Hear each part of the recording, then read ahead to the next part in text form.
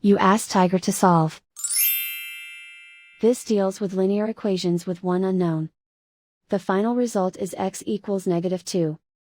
Let's solve it step by step. Simplify the expression. Expand the parentheses. Multiply the coefficients. Simplify the arithmetic. Group all x terms on the left side of the equation. Subtract 4x from both sides. Group like terms. Simplify the arithmetic. Group like terms.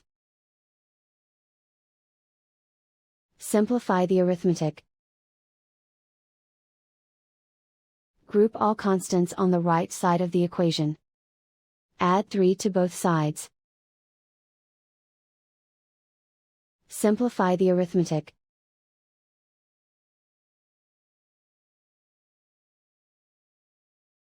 Isolate the x. Divide both sides by 2. Simplify the fraction. Find the greatest common factor of the numerator and denominator. Factor out and cancel the greatest common factor.